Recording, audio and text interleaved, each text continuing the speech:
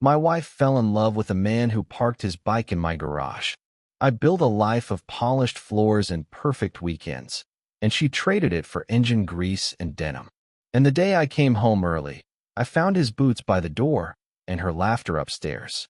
My name's Drew. I'm 31, and until a few weeks ago, I thought I had the kind of life you only see in magazine spreads. I run a successful tech firm, custom apps, workflow tools, nothing flashy but highly profitable. Mia, my wife, 28, used to be a brand strategist.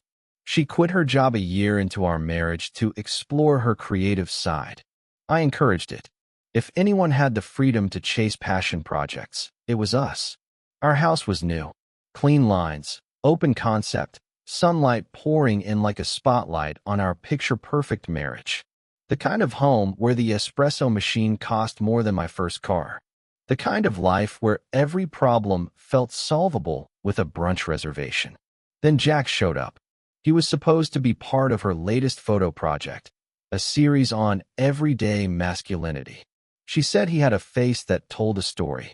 I rolled my eyes at the artsy description, but didn't say anything. Mia was glowing when she talked about her work again. That meant something to me. But I heard his name a lot after that. Too much. Jack's this. Jack's that. Jack's let her ride on the back of his bike for reference shots. And I just smiled, like a supportive idiot. Until the Tuesday, I came home early. Meeting got bumped. I thought I'd surprise her with lunch from that overpriced cafe she loved. I walked into the house and immediately felt something off. 2 mugs on the counter. Hers with the lipstick. The other one rough, handled differently. Then the boots. Beat up. Mud on the soles. And laughter. Upstairs. Her laugh. Then a man's voice. Too casual, too familiar. I climbed the stairs slowly. I didn't even think. Just followed the sound like I was sleepwalking. The bedroom door was cracked. I pushed it open. Mia was sitting on the edge of the bed, barefoot. She looked up and froze. He was beside her, half smiling, like I was interrupting coffee with a friend. That was the moment I stopped being Drew, the husband, and started being the man who had to figure out what the hell happened to his life. He didn't flinch when he saw me. That's what stood out first. No panic, no guilt, just this calm, almost bored look. Like he'd been caught in this kind of situation before and already knew how it would play out. Like he thought I wouldn't do anything. And maybe, in that moment, he was right, because I didn't. I didn't yell. I didn't swing. I didn't even raise my voice. I just stared. Mia looked worse than guilty. She looked cornered, mouth open slightly, one hand gripping the blanket like it could protect her from what was happening. Drew, she said quietly. That's all she managed. I looked at him. He was taller than I expected. Dark hair, clean-shaven, black hoodie and jeans. His arm was still resting on the bed behind her, like he hadn't realized the play was over and the curtain had dropped. I think I should go, he said, standing slowly. I stepped aside without a word. He walked past me with his head high, like this was just a small detour in his afternoon. I heard the front door open, then shut. That was it. Gone. The house went quiet again. I didn't look at Mia right away. I just stared at the floor, trying to hold the moment still, trying to figure out what part of my life was real and what part was performance. How long? I finally asked. Her answer took too long to come. A few weeks, she said, voice barely above a whisper. I nodded once, like that somehow made sense. Like 4 weeks was better than 4 months. Like betrayal has tears. Was it just him? I asked. I don't know why I even gave her the opportunity to lie. She didn't respond. Just looked down at the floor. That silence was louder than any answer. I walked downstairs. My hands were shaking, so I poured myself a glass of water I didn't drink. I sat at the dining table, the same table where we had breakfast together, laughed over burnt toast, planned vacations we never took. She came down a few minutes later, wrapped in a sweater. Still barefoot. She sat across from me, silent. I didn't plan it, she said eventually. It just happened. I've always hated that phrase. It just happened. Like love is a slippery rock you accidentally step on. Like you don't have to make 1,000 little decisions before it becomes something irreversible. You brought him here, I said. To our house. She didn't deny it. He doesn't belong in this place, I added. Her eyes welled up. Maybe from guilt. Maybe because she finally realized how far she'd let this go. Or maybe just because she got caught. I felt invisible, she whispered. You're always working. Always thinking about the next project. I felt like I was just fading. I stared at her, waiting for the part where she'd take real responsibility. You didn't fade, I said. You walked away. You left without leaving. We sat there in silence. And I realized then, she hadn't just let someone into our bed. She had let someone into our life. The next morning felt like living in a replica of my own life. Same kitchen. Same fridge magnets. Same soft jazz playlist running in the background. The one she always said made the house feel warm. But nothing felt warm anymore. It was all just noise now. Stage props. Fake air in a fake home. I woke up on the couch. Couldn't bring myself to sleep upstairs. I didn't even try. The bedroom felt radioactive. Her scent was still there. Her hairband on the nightstand. A pair of her heels leaning against the closet wall like she had somewhere else to be. She came into the kitchen around 8. Wore one of my sweatshirts, the soft gray one she always stole in winter. Her hair was still damp from the shower. Face quiet, guarded. She started making coffee like it was any other Thursday. I didn't speak, just watched. You can yell, she said quietly, if you want to. I didn't want to. I was past that. I'm not sure yelling changes anything, I said. You already made your choice. I made a mistake, she said. I shook my head. No, you made a decision. Every time. She didn't argue. It's funny. You think betrayal comes with some giant explosion. But it doesn't. It's quiet. Slow. Like a tire losing air. You don't notice at first. But by the time you do, it's too late to patch it. I left the house around 10. Just needed air. Drove with no direction. Ended up at a gas station halfway across town. Sat in the lot with the windows down and a lukewarm bottle of water in my hand. Watched strangers pump gas and go on with their normal lives. And I remember thinking, how many of these people are walking around with their lives ripped in half? I pulled out my phone. Saw 2 texts from Mia. Are you okay? And please let me know where you are. I didn't respond. Instead, I opened our photo album. Scrolled back a few months. There we were at the vineyard, her leaning into me, holding a wine glass, smiling like she'd never betray me. A few swipes later, us in the mountains, laughing, hair in the wind. She looked free and happy, and I couldn't tell if it was because of me or in spite of me. I closed the app, and that's when the real weight hit. This wasn't just about cheating. It was about rewriting everything, erasing memories, turning something sacred into something suspicious. It meant I couldn't even trust the good times anymore. Couldn't separate real affection from the beginning of the drift. I drove back around 1. When I walked in, she was sitting at the table, still in that same sweatshirt, staring at nothing. A book lay open beside her, unread. I don't know how to fix this, she said. I didn't answer. I didn't think there was a fix. I went upstairs, grabbed a small duffel bag, packed a few clothes. Just enough for a few nights. When I came back down, she was standing now, blocking the door. Not dramatically, just there. Like her presence alone might stop me.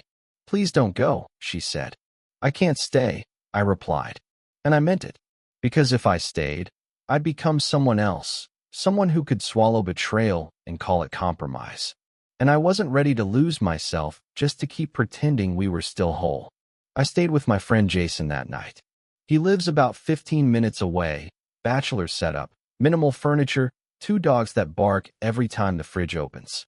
When I showed up with my bag in hand, he didn't ask questions, just opened the door, gave me a look, and handed me a beer. I sat on his couch and stared at the floor for what felt like hours. He put on a game, muted, and let the silence fill the room. It was the first time in 2 days I felt like I could breathe without wondering who else had been breathing in my home. Around midnight, I told him everything. I didn't mean to. It just came out. All of it. From the photography project to the boots at the door. From the hesitation in her voice to the way he walked past me like I didn't matter. Jason didn't interrupt. When I finished, he just leaned back and said, "You didn't deserve that, man." It was a simple thing to say, but I needed to hear it. I barely slept. His dogs kept pacing around the room. My phone buzzed more than once. Messages from Mia. "I'm sorry. Can we talk? I can't believe I let this happen." I didn't reply. In the morning, I sat outside on Jason's patio with a coffee I didn't finish, thinking about the version of my life I'd left behind. The bed with our pillows, the half-used shampoo bottles in the shower, the toothbrush she always left slightly crooked in the holder. I didn't want to go back, but I didn't want to stay gone either.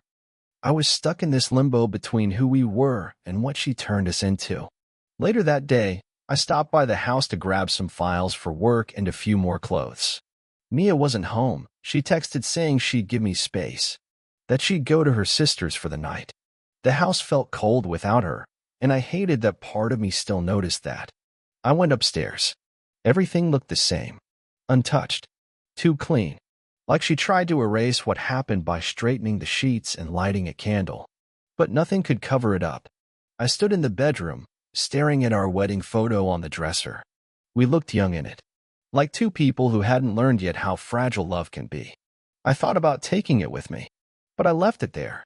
Back at Jason's, I got a message from her sister, a short one. "She's been crying for hours. She says she loves you." I didn't answer that either, because love doesn't look like what she did. Love doesn't make you feel replaceable in your own home. Love doesn't bring another man into your shared bed and expect forgiveness to be the next step. I knew I couldn't stay at Jason's forever, but I also knew I couldn't walk back into that house pretending time and apologies could scrub out betrayal. The hard truth was settling in now. Even if I found a way to forgive her, I'd never forget. And if I couldn't forget, how could we ever be the same? I didn't expect her to cry. She'd always been good at keeping her emotions tidy. But halfway through explaining how it just happened, her voice cracked, and she covered her face like that might hide the mess underneath. I didn't flinch. I sat still, hands clasped, jaw tight. Not because I wanted to be cold, but because it was the only way to stay in control. I had questions, but fewer than I thought I would. There's a point where you stop caring about details and start caring about what's real. And what was real was this. She let another man into our home and into her. That's not a misstep. That's a decision you make more than once. She kept talking. Said it started after a shoot when they grabbed coffee, talked about life, laughed at things I didn't find funny anymore. Next time, he offered to let her ride on his bike. Just to feel the story, she said. She described it like she was recounting some indie film, all dramatic lighting and aching glances. I wasn't impressed. He was exciting, she finally admitted, and I felt alive around him. There it was. The nail. Not love. Not chemistry. Just the thrill of feeling something different. It wasn't about him. It was about her, and whatever part of her needed to be seen through someone else's eyes. But you can't build a marriage on borrowed validation. I asked if she loved him. She said no. Too fast. Too certain. Which told me maybe yes. I asked if she would have stopped if I hadn't come home early. She hesitated. That was enough. What hit me hardest wasn't the betrayal. It was the clarity. I could see now, so clearly, all the little signs I buried. How she drifted without leaving. How she smiled less when it was just me. How she started dressing like she had somewhere to be even when she said she didn't. I saw it. I just didn't want to believe it. Because belief makes it real. She asked if we could try counseling. I said no. There's no therapy that erases the image of another man in your bedroom, sipping your coffee, wearing your hair like he earned it. She reached for my hand. I pulled away. Not dramatically. Just enough. I don't hate you, I said, but I don't trust you. And I don't think I want it anymore. I left not long after. No shouting. No slamming doors. Just me, a half-zipped duffel, and the hollow realization that the life I thought I was building had someone else's fingerprints all over it. The first night back at Jason's after our talk was worse than the day I caught her. At least then I had adrenaline. Shock. No? Just clarity. And that's a quieter kind of pain. No shaking. No rage. Just the slow, suffocating realization that nothing was coming back. Not trust. Not peace. Not who we used to be. Jason didn't say much. He gave me the guest room for the night, which meant an old mattress, a broken fan, and a view of a brick wall. But I appreciated the silence. I needed it.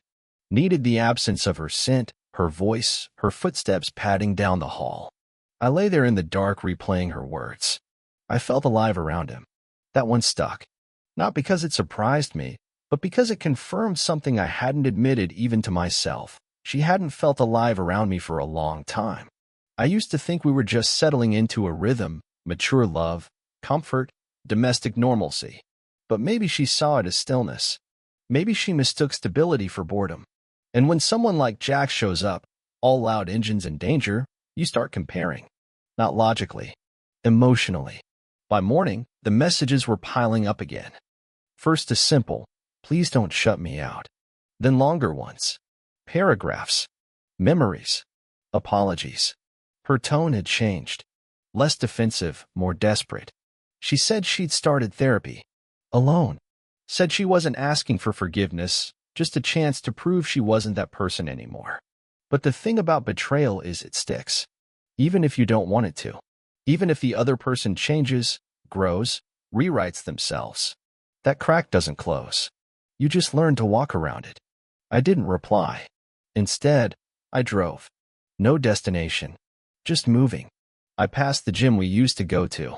The market where she used to debate between two brands of almond milk like it was a matter of national security.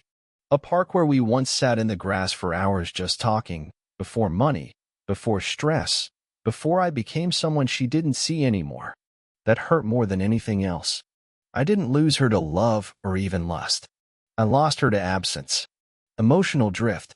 She needed something I wasn't giving, and instead of telling me, she found it in someone else, someone who didn't build the life, just showed up and borrowed it.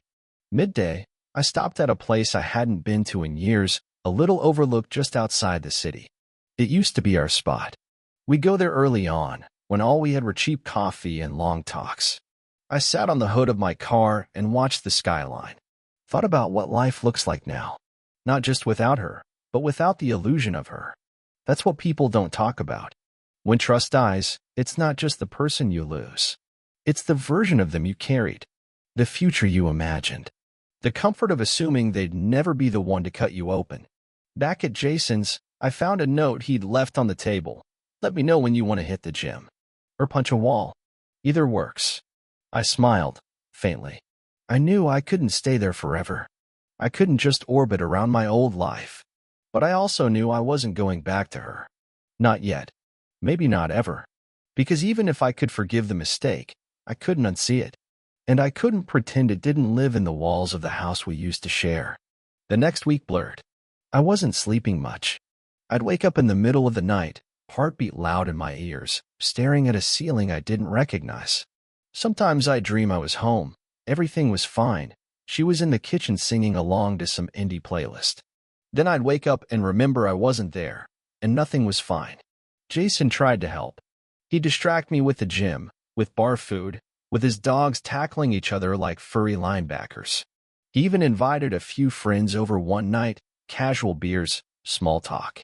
But I felt like a ghost among them, floating through conversations with a smile that didn't reach. One of them asked, "You married?" I paused. Was. It hit me hard, that word. I hadn't said it out loud until then. Was. Past tense. A version of myself that existed before boots by the door and another man's voice upstairs. Before the trust snapped like a dry twig underfoot. I knew I had to go back to the house eventually, not to stay, but to sort things. Get my stuff. Make things official. The practical side of heartbreak. Clothes. Paperwork. The dismantling of a shared life drawer by drawer. I texted her the next morning. Coming by this afternoon. Don't need anything but space. She replied instantly. I'll be gone. I promise.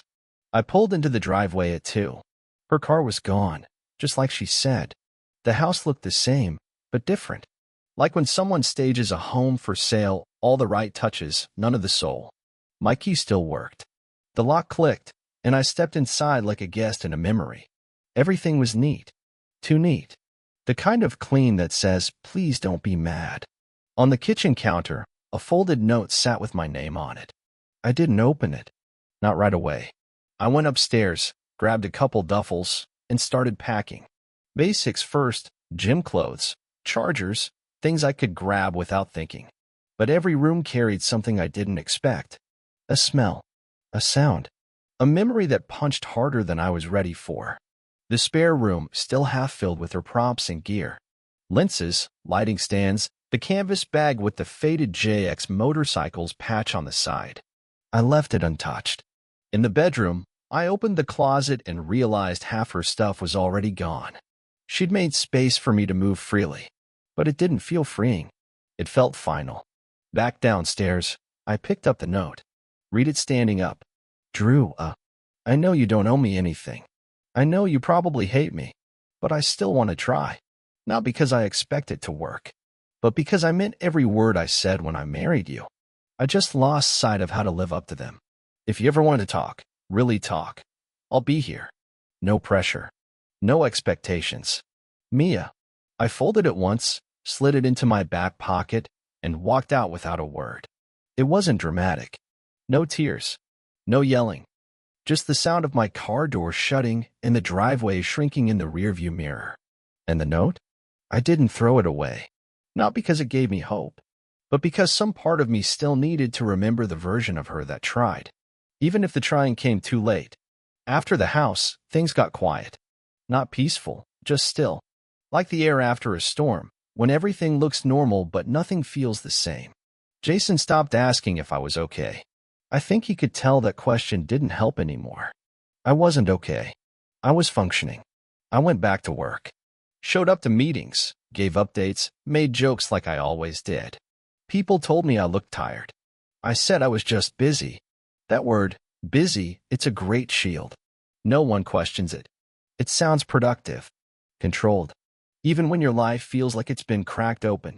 One night, I got drinks with a client who didn't know anything. He asked if Mia would be joining us for a fundraiser next month.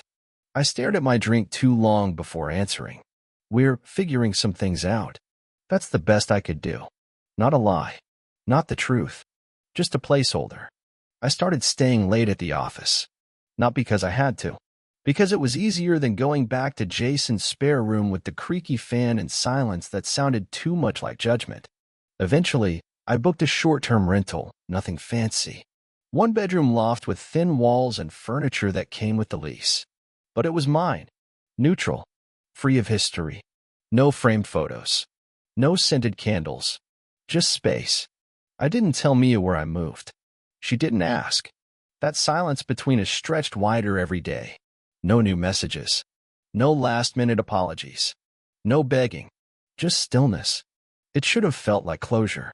But instead, it felt like standing on the edge of something that never got a proper ending. I talked to my mom a few days later. She asked about Mia, carefully.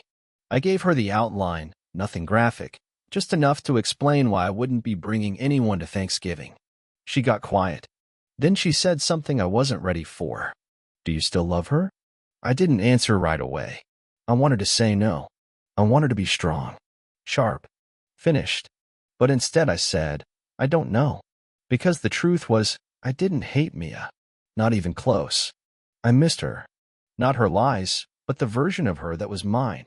The version who danced barefoot in the living room. Who argued with baristas about oat milk.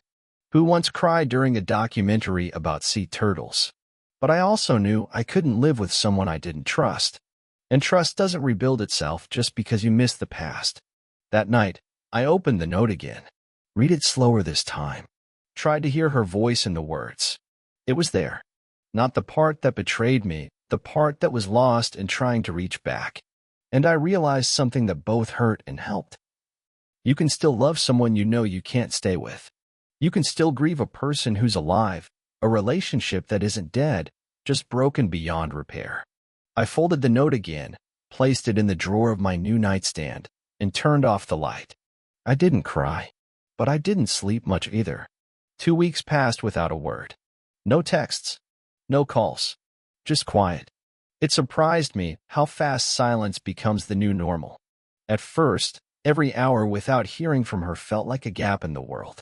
Then it became something else, not peace exactly, but a dull rhythm. like getting used to walking with a limp. I focused on routines, early mornings, emails, dinners alone. The kind of life where you know what's next because you've stripped it down to the essentials. No expectations, no surprises. But one evening, a knock on my door broke the pattern. It was Mia. I hadn't given her the address. She must have asked someone. Her eyes were red, but her voice was steady. She held a small bag in one hand, and something in her face told me this wasn't a plea. It was something else. "I just want to give you something," she said. I let her in, not because I was ready, but because curiosity moves faster than caution. She handed me the bag. Inside was a stack of photographs, all printed, unedited. Pictures of us. Ones I didn't remember her taking. Laughing in bed, walking through the grocery store, cooking. Mundane stuff. Real stuff. "There's no backup," she said. "These are the only copies." I held them like they might dissolve. Each photo was a version of us that didn't exist anymore. Before Jax. Before silence. Before I stopped recognizing the girl beside me. "I'm not here to ask for another chance," she added. "I know I broke something I can't fix." I nodded. No anger. No sarcasm. Just tired honesty. "I want you to remember that it was real," she said.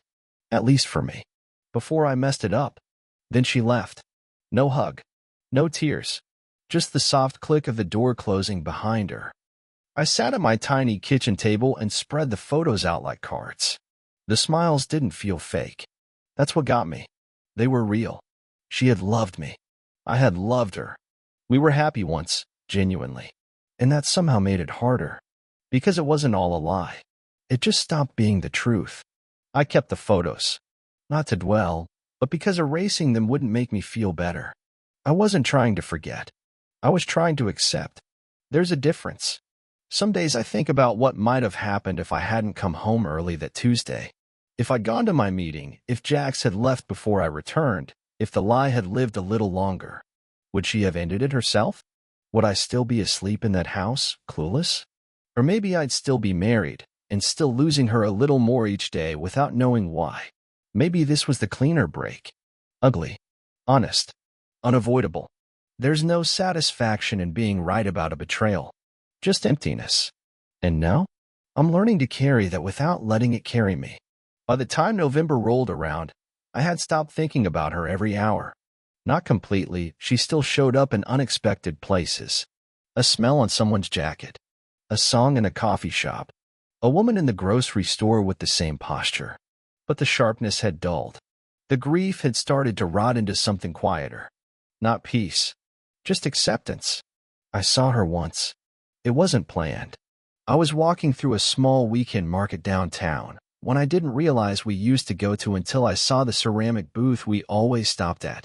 She was across the street, alone, holding a coffee, looking at a display of handmade scarves. She looked calm.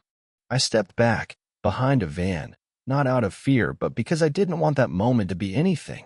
I didn't want her to see me and smile, or cry, or explain. I just wanted it to be hers. And mine. Separate. We weren't the same people anymore. I stayed behind the van until she walked off. I watched her blend into the crowd like she hadn't once shared my last name, my mornings, my everything. After that, I deleted the photos. Not out of spite, but because I realized I didn't need them anymore to remember what it was, or to know it was over. The love we had deserved to exist in its own time. It just didn't survive the time after. Friends started asking if I'd started dating again. I hadn't. I wasn't bitter. I wasn't angry. I just wasn't ready. It's hard to open your hands again when the last thing you held bled through your fingers. But one afternoon, I met someone at the office. A designer. New hire. We talked about espresso machines and how terrible office chairs were. It was simple, light, unloaded. And for the first time in a long time, I smiled without thinking of who I used to be when I smiled. She asked if I wanted to grab a drink sometime. I didn't say yes right away. I paused, checked myself, not for scars, but for space. Then I said, sure. Not because I was healed, but because I was healing. I walked home that night and opened the drawer with Mia's note one last time. Read it again. This time, I wasn't looking for answers. just acknowledging the truth that lived in those words. She had loved me. She had failed me. And I had survived both.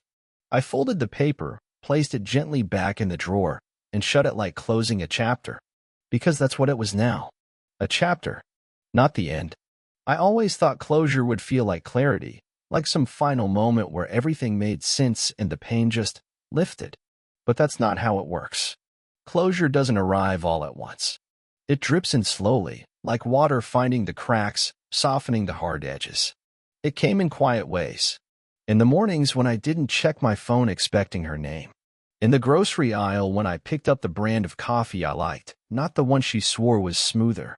In the silence of my apartment, when I realized I wasn't lonely, just alone. And there's a difference. One night, a few weeks after that drink with the new designer, I got a message from Mia. Simple. Short. Thank you for letting me try. I hope you're okay. I read it once. Didn't reply. Not out of anger, but because there was nothing left to say. And for the first time, that felt right. I don't hate her. I never did. What she did broke something, yes, but it didn't turn her into a villain. Just a person who made a terrible choice.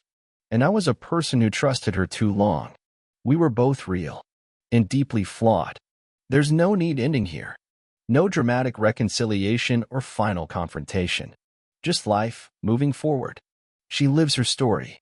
I live mine. That's how it goes after the fallout. I still think about her sometimes, in flickers, not floods. I wonder if she ever rides anymore. If she ever picked up the camera again. If she's sitting somewhere on a cold morning, thinking about me the way I sometimes think about her. But the weight's not the same now. It doesn't choke me. It just exists. A scar, not a wound. And I've learned to live around it. Love doesn't promise permanence. It promises presence. And when it leaves, what we do next, that's what defines us. So I let her go. Fully. Quietly. Not with bitterness. Not with longing.